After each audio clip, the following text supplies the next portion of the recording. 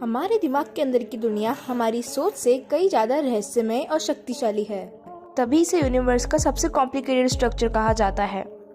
दोस्तों, असल में आपकी रोज़मर्रा की करे जाने वाली सारी एक्टिविटीज़ 95% सबकॉन्शियस माइंड के थ्रू ही होती है। और वैसे तो पूरी दुनिया में सबकॉन्शियस माइंड के बारे में बहुत कम ही लोग जानते हैं, लेकिन अगर आपको इस बारे में पता है तो आप अपने आप को बहुत लकी समझिए, क्योंकि हम आपको सबकॉन्शियस माइंड से जुड़ी कुछ इसकी ऐसी पावर्स, फैक्ट्स और मिस्ट्रीज बताने वाले हैं जो कि शायद आपको ना ही पता होंगी, ना ही आप इन्हें अपने फायदे के लिए इस्तेमाल कर रहे होंगे। लेकिन अब आप अगर जान लोगे तो आप वो सब कर पाओगे जो आप करना चाहते हो, और आपके सबकॉन्शियस माइंड का कंट्रोल आपके हाथों में होगा।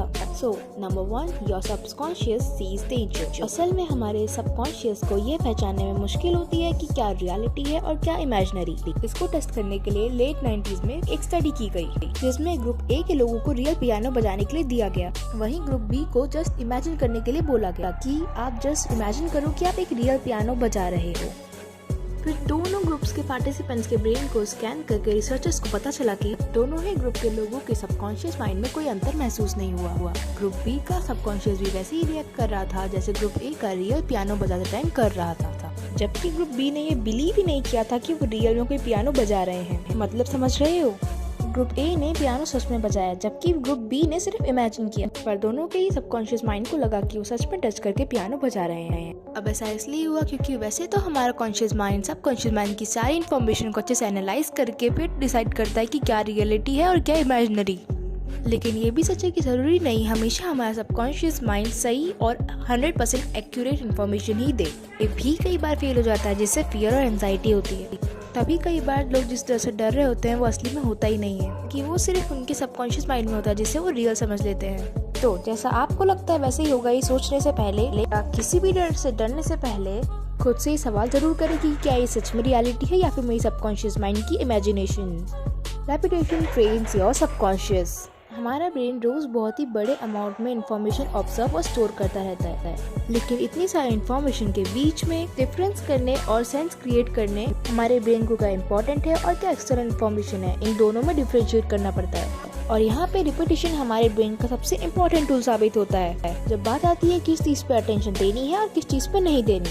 कंफ्यूज मत होइए, बस इतना समझ लीजिए कि आप जिस चीज को जितनी बार और जितना ज्यादा करते रहते हैं वो आपकी उतनी ज्यादा प्रायोरिटी बन जाता है। और ये एक रूल हर जगह अप्लाई होता है, अब चाहे लोग हों या स्कूल सब्जेक्ट्स। फॉर एग्जाम्पल्स, जब भी आप अफर्मेशंस प्रैक्टिस करते होंगे तो ना ही आपको उन पर 100% बिलीव होता होगा और ना ही स्टार्टिंग के कुछ दिनों या हफ्तों में आपको कोई चेंजेस या रिजल्ट्स दिखते होंगे, क्योंकि हमारा सबकॉन्शियस स्टार्टिंग में सारी थॉट्स और अफर्मेशंस को सीरियसली लेता ही नहीं है। लेकिन जैसे जैसे वक्त बीतता है और जितनी बार हम इसे रिपीट करते हैं, उतना ही धीरे धीरे आगे चल के हर रिपीटेशन उस आइडिया और अफर्मेशन को रीइंफोर्स करके अपनी जगह बना लेता है, जब तक फाइनली वो अफर्मेशन आपका बिहेवियर या सोचने का तरीका चेंज नहीं कर देती।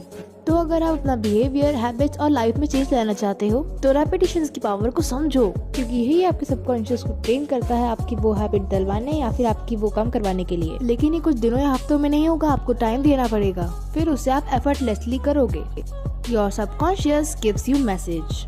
कभी आपके साथ ऐसा हुआ है कि आप टीवी देख रहे हो या फिर बुक पढ़ रहे हो, तभी आपके मन में एकदम से एक पर्सन का ख्याल आए जो कि आप बहुत सालों पहले उसे हेट करते थे यानी नफरत करते थे। खैर, आपके कॉन्शियस माइंड के लिए तो ये ऐसे थॉट्स है जो कभी भी, कहीं भी, कैसे भी आ जाते हैं।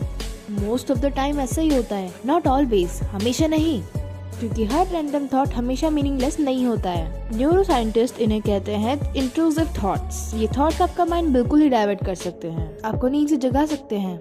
इसमें से कुछ अजीब और अधूरे थॉट्स भी होते हैं जो कभी डरावने तो कभी एंशियस। हम सभी के थॉट्स एक चीज से दूसरी चीज पर जंप करके चेंज होते रहते हैं और हर बार नए भी। लेकिन आपको अपने किसी भी थॉट को तब तो सीरियसली लेना ही चाहिए जब वो एक से ज्यादा बार आपके दिमाग में आता ही रहता है, हर कुछ दिन या लगभग रोज, क्योंकि इसका मतलब होता है कि आपका सबकॉन्शियस आपको या तो कोई साइन या कोई मैसेज भेजना चाहता है। तो आपको ऐसे थॉट्स को इग्नोर नहीं करना चाहिए, उसके पीछे के रीजन या इंडिकेशन को समझ के कुछ करना चाहिए। शायद इसके थ्रू आपके सबकॉन्शियस का इशारा किसी और तरफ हो जो आपकी अंदरूनी दुनिया या फिर आपकी जिंदगी से जुड़ा हो। Subconscious lives in the present. Conscious mind के लिए बहुत ही इजी है पास्ट या फ्यूचर के बारे में सोचना, लेकिन वहीं देखा जाए तो हमारा सबकॉन्शियस माइंड ये नहीं कर पाता। हमारा सबकॉन्शियस कॉन्स्टेंटली सिर्फ प्रेजेंट पे फोकस करता है। ये हमेशा वही एक्शंस करेगा जो आपको अभी राइट नाउ प्रेजेंट में हेल्प करेंगे। कभी कभार ये हमारे लिए फायदेमंद भी साबित हो सकता है, लेकिन मोस्ट ऑफ द टाइम आपको अपने कॉन्शियस की जरूरत पड़ेगी ताकि आप एक रैशनल सेंस ऑफ पर्सपेक्टिव से भी समझ सकें। वरना हम बिना कॉन्शियसली सोचे प्रेजेंट मोमेंट पे ऐसे एक्ट करेंगे जैसे बच्चे करते हैं, बिना कुछ सोचे समझे। One of the biggest reason जिस वजह से जो बच्चे इनोसेंट एक्ट करते हैं, उसका कारण है कि बच्चों ने अभी उस एज में वो कॉन्शियसनेस डेवलप नहीं करी है जो एडल्ट्स अपनी लाइफ में रोज यूज करते हैं। इंस्टेड बच्चे सिर्फ अपने कॉन्शियस फंक्शंस का ही यूज करते हैं। इसका मतलब वो इमेजिनरी और रियलिटी में ज्यादा अंतर नहीं लगा पाते, क्योंकि हमारी अधिकतर कॉन्शियसनेस तब तक डेवलप नहीं होती जब तक हम लगभग 9 साल के नहीं हो जाते।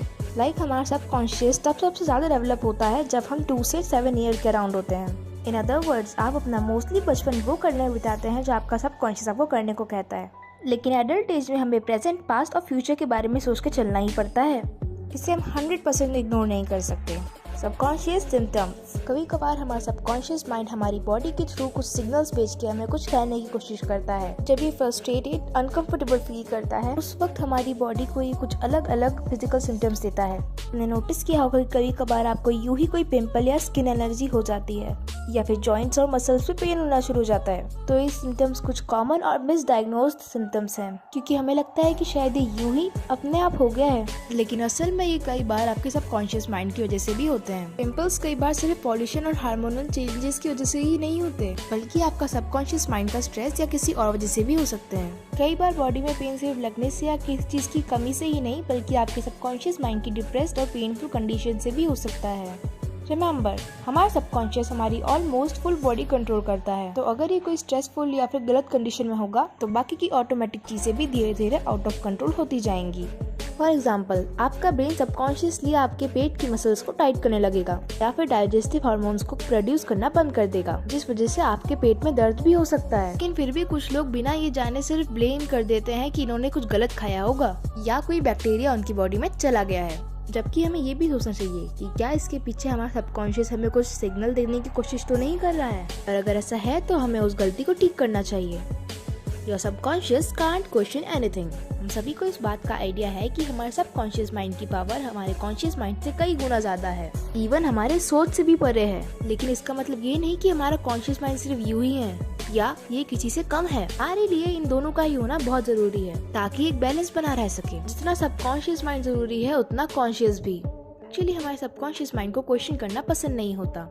ये उसके वर्किंग सिस्टम या बिहेवियर का पार्ट है ही नहीं, क्योंकि ये इस तरह से डिजाइन ही नहीं हुआ कि ये एनालाइज करके बता सके कि आपका ओपिनियन क्या है। इसीलिए इसे अक्सर कंप्यूटर या रोबोट से भी कंपेयर किया जाता है, क्योंकि मोस्ट ऑफ द टाइम ये इसी प्रकार वर्क करता है। अगर इसके बिहेवियर को एनालाइज और कंट्रोल करने के लिए हमारा कॉन्शियस माइंड होता ही नहीं, तो हम एक टोटल मैस होते, नॉट ऑर्गेनाइज्ड, बिना कुछ सोचे बस कैसा भी बिहेव करते। इसीलिए हमारा कॉन्शियस ऐड होना भी जरूरी है, ताकि हम रैशनली, एनालिटिकली और ऑब्जेक्टिवली भी सोच सके और एक्ट कर सके। ये कुछ ऐसा है कि आपका ड्रीम और एम्बिशन आपके सबकॉन्शियस माइंड का हिस्सा है, और उस ड्रीम और एम्बिशन को पाने के लिए कॉन्शियस माइंड से की गई प्लानिंग और गोल सेटिंग दोनों का ही रोल इम्पोर्टेंट है, क्योंकि हमारा सबकॉन्शियस माइंड क्वेश्चंस करके एनालिटिकली नहीं सोच सकता।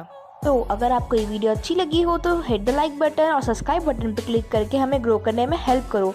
बेल बटन भी ऑन कर लेना ताकि हमारी अपडेट्स मिस ना करो। Thanks for watching.